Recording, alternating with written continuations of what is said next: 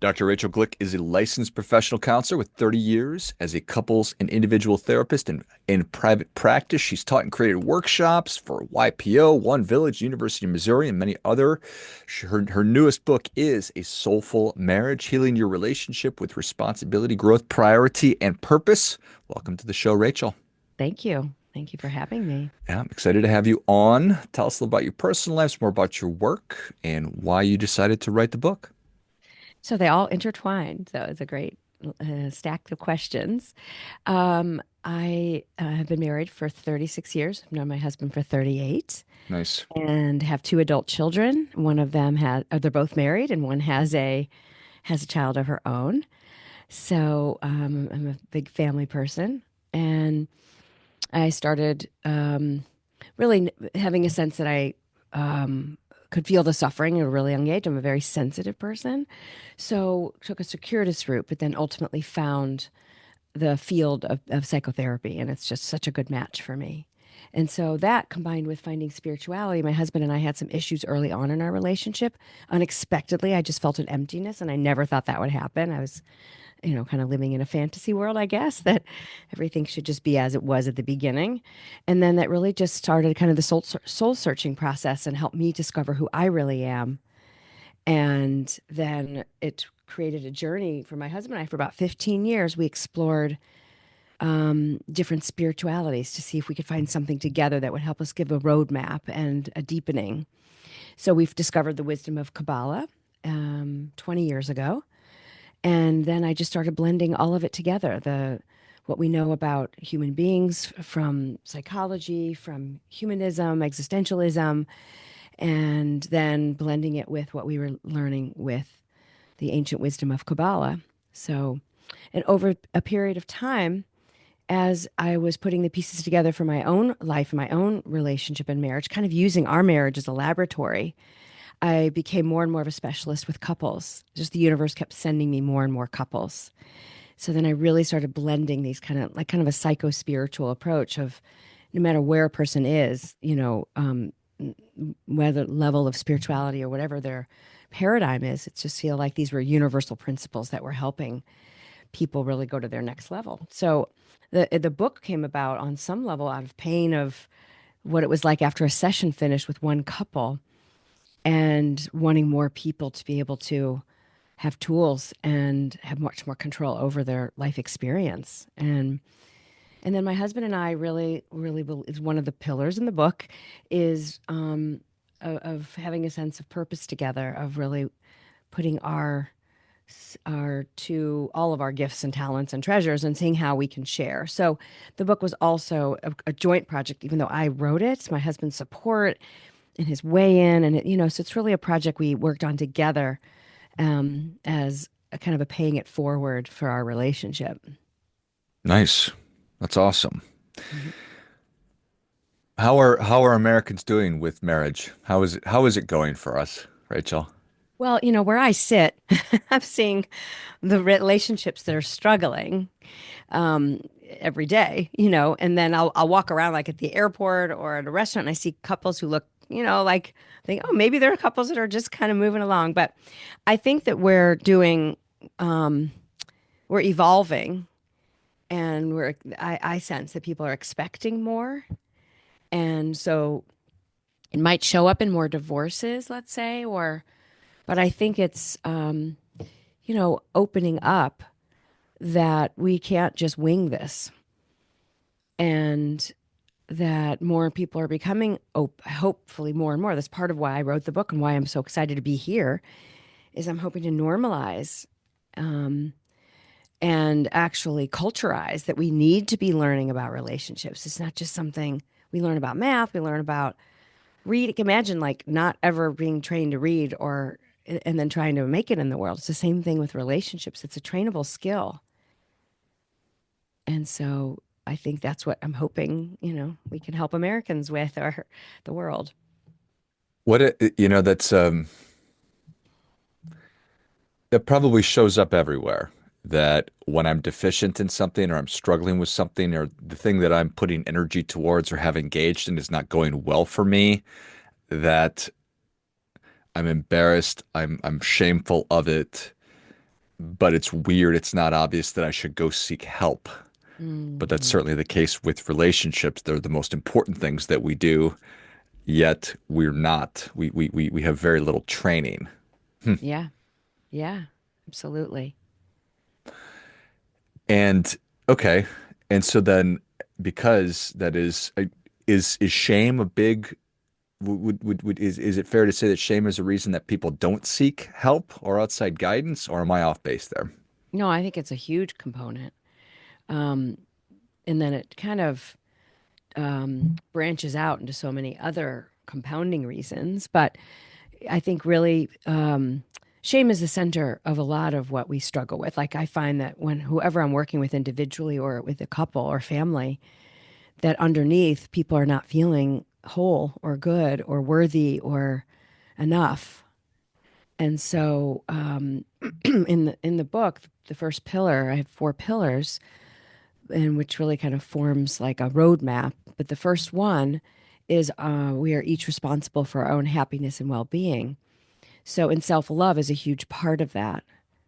So, I think it's your question about whether it stops people from coming to counseling. I think shame stops people from a lot of what they could experience in life and have, and a lot of creates a lot of unconscious ways of responding to try to cover that up. So, awareness is the first step. Like, if you're aware that you are feeling less about yourself, or that's at the epicenter of some of it, then you can begin to shine light on it and start to heal it.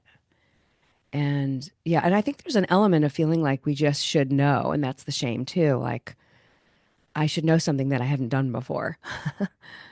Yeah. And yeah, For you, you shared that you felt like something that everything should be as it was. Is that meaning that you should feel as just as happy and as blissful as the first time you met your husband? yeah. I mean, I'm gonna just embarrass myself, or just like be honest that considered myself relatively exposed to things in life, but I was really under a delusion that that incredible feeling was going to fix everything in my life. And that I wasn't going to feel lonely. I wasn't going to feel lost. I wasn't going to feel uninspired. And then slam, I did. And I was attributing it to my husband on some level, unconsciously and consciously. That I was like, oh no. And I was young. He's older than me by 8.5 years. So I got scared that did I jump into this too fast? And did I not know myself well enough? Is this really the right person? When I had no doubt about him. But fortunately, I did dive into working on it. I grew up in a family where my parents actually were married 68 years. My father just passed at 96. But like I knew that I couldn't live with myself unless I really dove in to understand what was going on here. And so, yeah, so I did.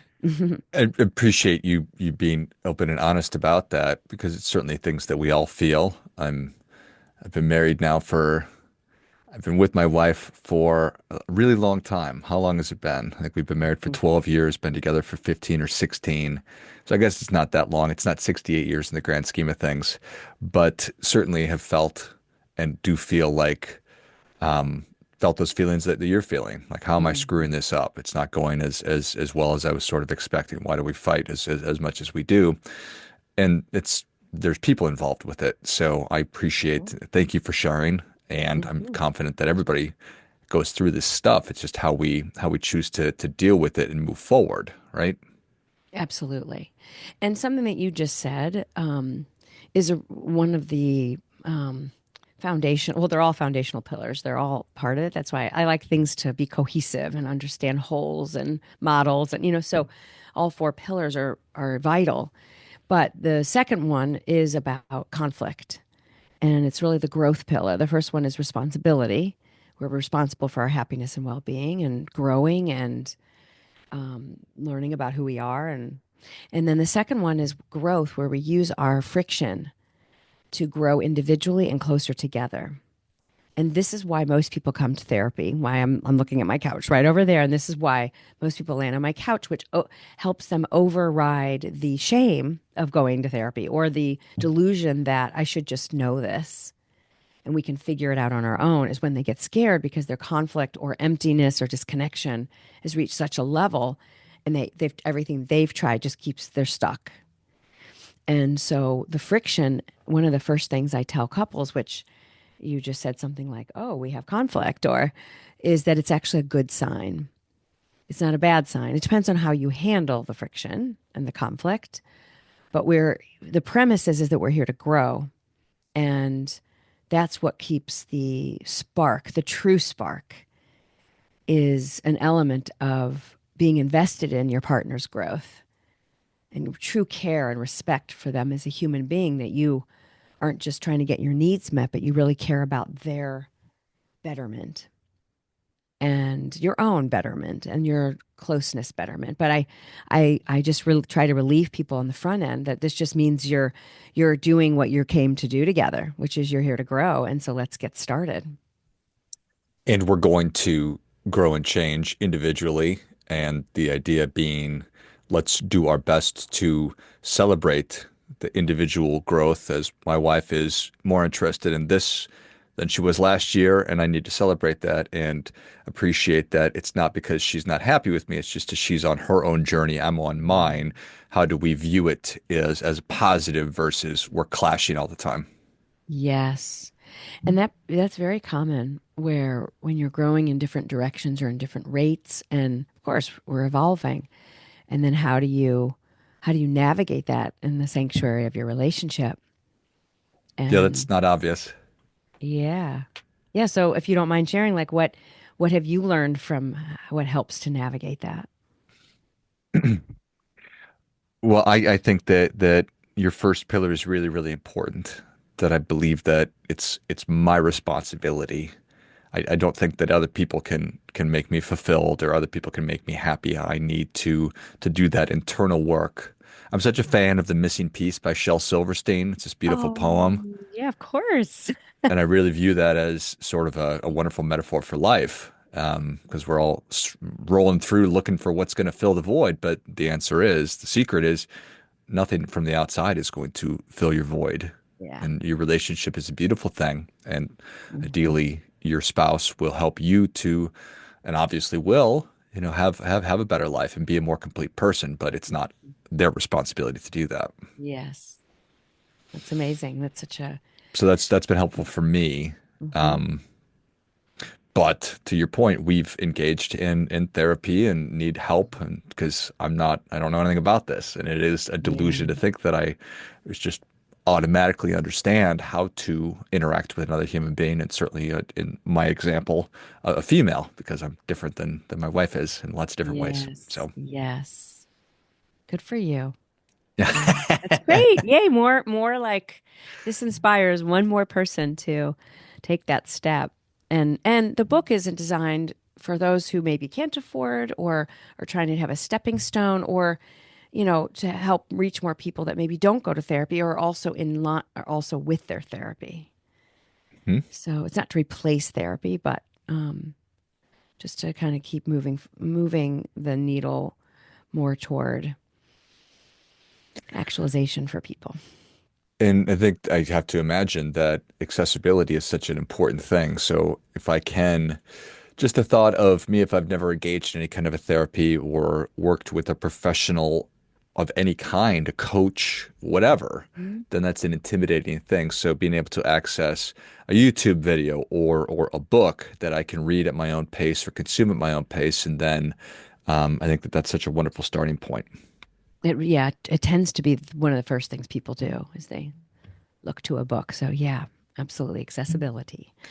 So your And journey of figuring out spirituality and then blending it with your medical practice, mhm. how is that received by your peers? How is that received by your patients, by the community in general? Yeah. Well, I've made some, mistakes along the way for sure that have taught me how important it is to really take it slow and make sure that I'm aware of. I usually ask people what their paradigm is, or like how do they view the world, and do they have a connection to something bigger than themselves. And so it's so universal that it really doesn't matter to me what their paradigm is typically. Um, if it's medical, you know, you can use the same metaphors within the environment and biology, and if it's humanistic, then you can work with that. And or if it's Christianity, or if it's Buddhism, it doesn't really matter, or Judaism, or the principles of Kabbalah are really about how we're all here to come. Really, that every single thought is about growth. Every school of thought. And so I just find that put myself in their world, in my client's world as best as I can, and then use what can help them at their level with what might help inspire them to see that they have more control and empowerment than they realize, and that this isn't bad what's happening. It's an opportunity and an invitation of what's happening, that they're having challenges. I think what a wonderful way to think about that and reframe it. This is not tearing us apart, it's bringing us together. This is a big opportunity. And it strikes me that, well, I know for a fact that we are looking for wisdom these days as the promise of technology and stuff is not answering all the questions that we're asking. There's so much wisdom and ancient wisdom that's been helping people for Mhm. thousands of years. Why not tap Mhm. into that? Yes. And it's really practical too, is what I have found. So for my husband and I, the ideas in this book, we really live, and it really turned our relationship not only around, but then keeps elevating it.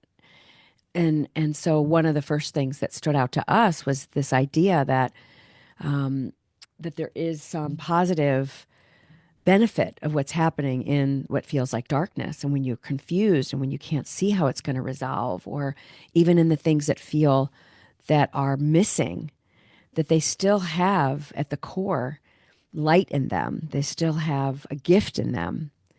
And you have to deal with all of it, not just like ignore what is painful. And so if let's say you're in a situation where, you know, let's just say, if you don't mind me using, like you are two partners going in a little different directions and it can be scary, then to really lean into it and trusting, the first step that I recommend throughout the book is to first go back to pillar one and listen for, what does this mean for me? How does this bring up what I know are my patterns or my themes or my fears or my limiting belief systems? And first, how can I change my consciousness? How can I heal myself and my consciousness? That then you can approach this difference and you have an abundance of like kind of support from what I would call, like what I learn in Kabbalah is like the endless abundance that exists to help you then and approach the situation. But we tend to want to try to fix the situation. It's human. We want relief, but we kind of want to slow down to speed up, is what we have, my husband and I learned. And let's just like embrace this, see what it's going to teach us about ourselves first, and what we can heal, and and cultivate in our character that we need to work on. Maybe it's patience. I know that's a big one for me. And not feel scared, and just and trust and feel more security from the inside, not seeking it from the outside. And then it's really kind of becomes, I don't know if magical, could be a way of saying it, where just things start to go into synchrony, that you get support to help resolve it. That is, I think makes all the sense in the world. And so hard for us today to slow down, to speed up, because things are moving so fast. And we're in this instant gratification world where I can get whatever I want right now, but you're not getting what you want that's important. And you're not Yes. getting what you want that's of value. We could certainly make ourselves happy with dopamine hits all the time, really fast. But to give the universe the opportunity to help us Mm. line everything up, we do need to sit in that. And Yes. that's hard for us for sure. Very much so. Yes. Yeah. And I have found that we have more strength than we realize, but it's iterative. You know, the small steps to just pause. And in the book, and this I learned from studying the wisdom of Kabbalah, is the power of the pause. And the minute we pause, we start to at least have a fighting chance to switch systems from the reactive seeking instant system to what is this like slower thinking system. And this is where like I love it when science meets spirituality. It's like because it's all connected. It's and so I love the work of Daniel Kahneman, who wrote Thinking Fast and Slow. And I actually learned about the book through my Kabbalah teachers. Hmm. And it really emulates the same or mirrors the same idea that we learn in ancient wisdom, that we have two systems. We have the ego and the soul. And the more we're aware of those two and work to negotiate the relationship between the two, and the ego is the one that's going to want to have fast relief. It's survival oriented. So of course, it's not to judge ourselves for having it though. It's inherent and it's a good thing. But as we convert from that voice to the soul's voice, which has a bigger picture perspective, then that's when we start to have freedom. And it's I, hard. It I will always think be hard. It will never, it'll get harder. The tests have to be there. It's inherent in the design of the universe that we have to put in effort. So if we conquer one level of empowerment or self mastery, then it will get another one. Not to be discouraging, but more to be because that's the next level of fulfillment that's waiting. you did such a good job with that one, George. Now it's time to do the next one. Here we go. Exactly. Well done. Pat on the back. Take a Yep. nice breath, enjoy it, and Back to work. next. Yeah, exactly. Out of the frying pan and into the fire. And I joke about that, but that is the human reality. Should we choose this path? Should we choose the path of internal happiness and finding our own way and Mhm. which is exciting to me. Um, I wonder if that's exciting to other people. It's apparently exciting to you as well. Well, I think it's a gift that to be given the excitement around growth. Hmm. And it's okay if people don't have it. There's different souls, different vessels, but it is something that I find I always want to never take for granted and to try to keep feeding that flame. And it's normal to fall and not really be inspired. That's just part of life. It's normal. But we need things to catch us and put us back on track. And so I know for me, studying, it's really mind, body, and spirit. Like I need to connect to my body in a good way, starts to makes me feel good. And it helps me then be inspired or excited about growth. And, um, and then I study things that, like when I study the wisdom of Kabbalah, sometimes it feels flat because I'm flat in that moment. Um, but it starts to expand. So we what we consume makes a difference. What we put in our mind, what I mean by that. The Yeah. gift of growth. That The is gift that's of growth. I love how you just said that. The gift I of growth. yeah. That is such a powerful thing. And we just need to remind ourselves all the time. Like I know all this stuff. I don't need to be taught it. I need to be reminded. Some of the stuff I need to be taught, like all the relationship stuff that's in your book, I need to be taught.